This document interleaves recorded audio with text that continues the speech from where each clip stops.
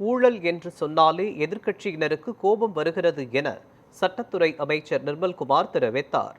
மதுரை மாவட்டம் திருப்பரங்குன்றத்தில் பேட்டியளித்த அவர், பாஜகவின் முழு கட்டுப்பாட்டில்தான் திமுக உள்ளதாகவும் கூறினார்.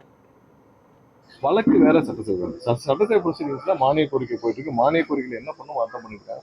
தேவையில்லா வார்த்தைகளை அவர்கள் பேசும்பொழுதுதான் இப்போ அதுக்கான பதிலை நம்ம சொல்ல வேண்டிய கட்டாயம் இருக்கும். ஏன்னா ஏதாவது ஒரு விஷயங்கள்ல அவங்க தேவையில்லாத விஷயங்கள், தேவையில்லாத வார்த்தைகளை உள்ளே பேசும்பொழுது அதற்கான பதிலை கொடுக்க வேண்டும். அதே வந்து மானிய கோரிக்கையில எல்லாம் தெளிவா ஒவ்வொருத்தரும், ஏன்னா அவர்களுக்கு நாங்க ஊழல்னு சொன்னா கோவம் வருது. ஸோ ஊழல்னு கோவம் வந்துச்சுன்னா மக்களுக்கே தெரியும்ல. இப்போ பார்ட்டி ஃபண்டுனா கோவம் வருது. பார்ட்டி ஃபண்ட் இல்லாம எத்தனை வருஷம் கவர்மெண்ட் இருந்துச்சு.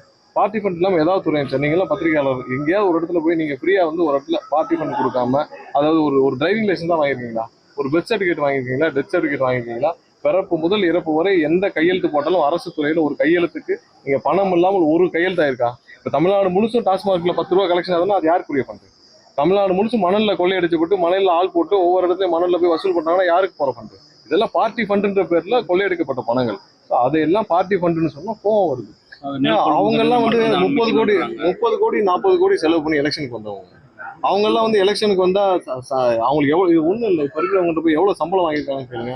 அவங்க எலெக்ஷன்ல வர்றது இதெல்லாம் சின்ன டார்கெட். அவங்க ஒருத்தர் 40 கோடி ரூபாய் செலவு பண்ணி ஒருத்தர் எம்எல்ஏ ஆறாலும் சும்மா எம்எல்ஏ ஆகும். ஒவ்வொரு இடத்துல அதிமுக திமுக இருந்து எல்லாரும் எம்எல்ஏ இருக்காங்க.